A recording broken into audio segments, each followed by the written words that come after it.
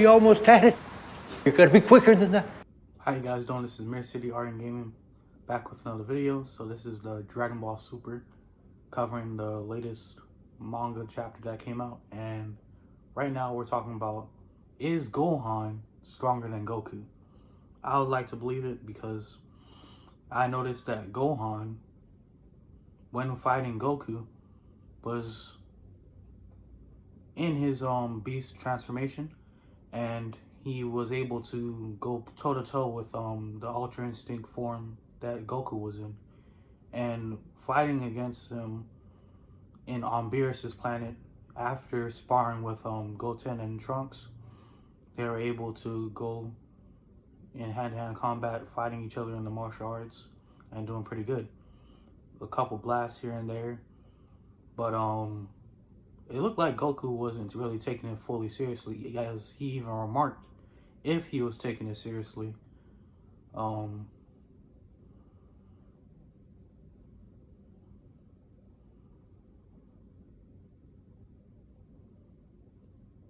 He would have used his full power and immediately used Mastered Ultra Instinct.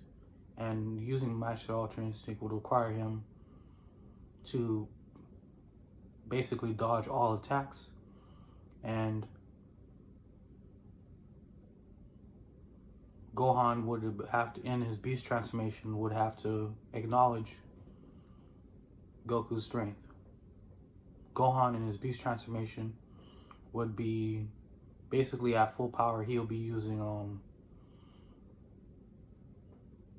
all of his strength, but not at a level in which he wouldn't be using, how do I explain it? He's using all of his power, but in bursts. So he's using it in a way where he's not snapping all the way. Kind of like the Super Saiyan 4 transformation, where the Super Saiyan 4, you kind of turn into the Great Ape, but you kind of control it. And I think they're really going after that Great Ape Saiyan Tail transformation, which he did remark in Dragon Ball Super, that's something that he wanted to do for sure. And I think that's something that he's really harkening back on, a different way of not using God Ki, but having the same level of power as the God Ki to fight Goku. So yeah. So to answer the question, is Gohan stronger than Goku? Not right now. But he was able to knock him out of Ultra Instinct at the level that Goku was in. And Goten and Trunks in their Super Saiyan forms, they decided to go use the fusion dance to put the fusion dance, and they do the fusion dance, and Gotenks kind of messes up. His finger placement is wrong, and it's a little placed a little bit over, like they always do in the movies. And if you're not familiar with which movie, it's probably I know the movies aren't really canon. Like the only movies that are canon are the ones after Battle of Gods, which includes Beerus, Resurrection F with Frieza, Golden Frieza, Dragon Ball Super Broly, and the recent one with Gohan and his beast transformation. So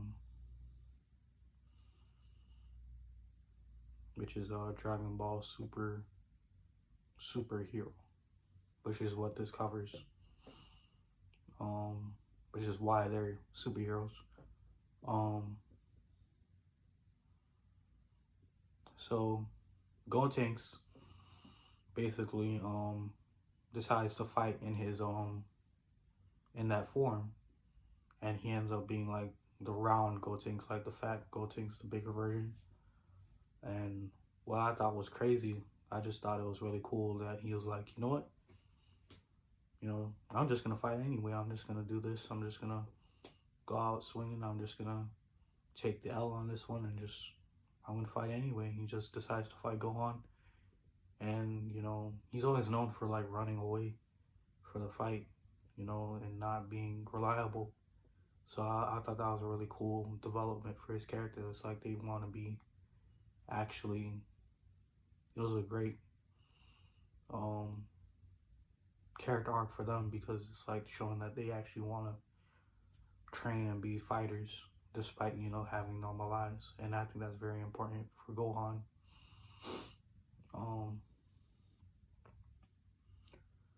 That's why when Goku and Gohan decide to start fighting, Goku goes Ultra Instinct first, and Beerus is like, "Is that the highest his transformation goes? Like, is that his highest form?" Whis is like, "Yeah."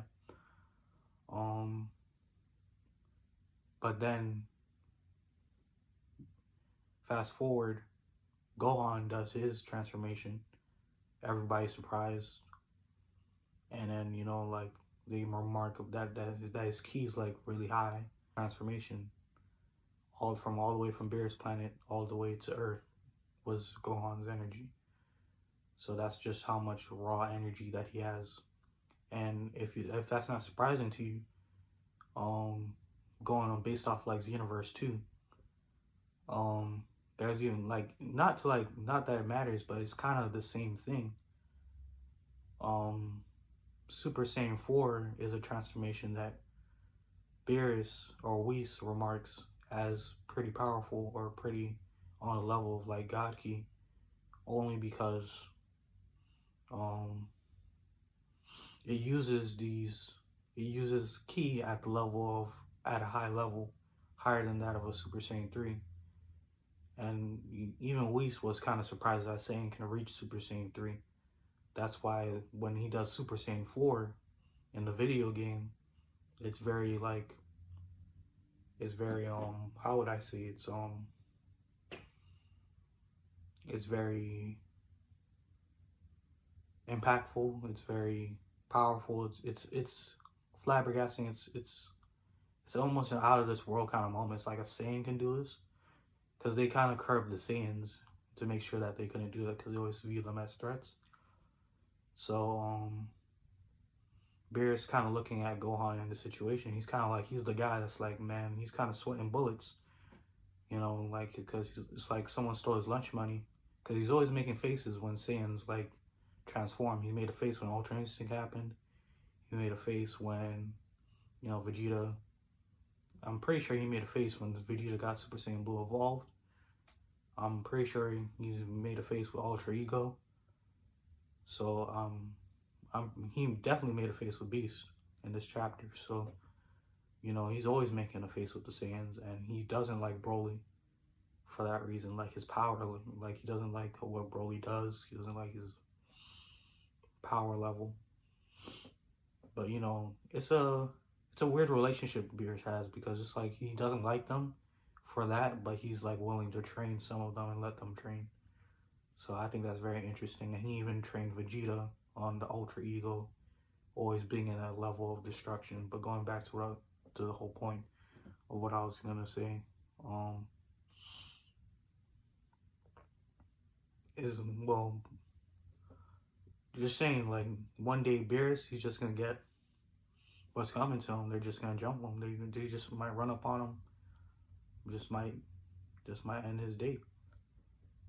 That planet might just burst, just blow up on their training day. Who knows? But, you know, he's not having a good day, because his planet's basically, at least the walking area of where he was, of like just chilling, is just messed up now, and it's basically like a pillar, and it looks weird. It's just so much damage being done. It looks like a desert. So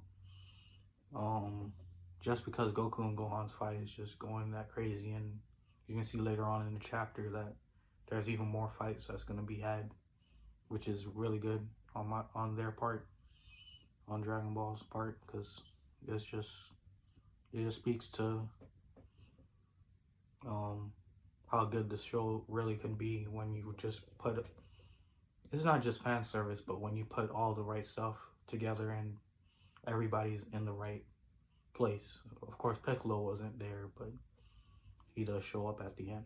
Goku, the more experienced fighter, points out that he's been training. Gohan, is being trained by Piccolo. And, you know, Piccolo is known for that, being the best father to Gohan, because even though he roughed him up, did some tough love, you know, he put Gohan on his best potential. And Goku even remarks that. He points out that Piccolo brought the best out of Gohan and kind of put him where he needed to be. That's why when in the Saiyan saga, the second Saiyan saga, the one, well, I'm referring to the Cell saga. That's why in that saga, when he picked up where Piccolo left off and kind of was getting him into Super Saiyan training, he kind of pushed him a little further and was being like a father to him that, you know, he wasn't able to be. And kind of honor that, you know. But Gohan basically manages to knock Goku out of his transformation. How does he do it? He basically does it in bursts. He puts his transformation at a level where he's in Super Saiyan Beast transformation, but he's doing it in bursts. So he's kind of going full power, but he's at just the right amount where he's not losing control. So at that point where he's not losing control, where he's like right at that level, he's like able to go toe to toe at par level with Ultra Instinct Goku, who Goku is using a transformation he hasn't even mastered yet. But I think a lot of people that watch Dragon Ball can kind of see Goku as that kind of figure who does things in that way. And it makes a lot of sense when you watch the Dragon Ball series. It speaks to the character of Goku to have something like Ultra Instinct. It's poetic. And me being somebody who watched Dragon Ball Z from beginning to end, and Dragon Ball Super from beginning to end, I think it's perfect for him. So, you know, for somebody like Gohan, who has a transformation that kind of speaks to like latent ultimate power and something like that, for someone that snaps and has so much potential, looking at you, Broly, you know, I feel like that's something Gohan's gonna need, and something Broly can master. And that's gonna be my next video. So, yep. See you guys on the next one. Peace.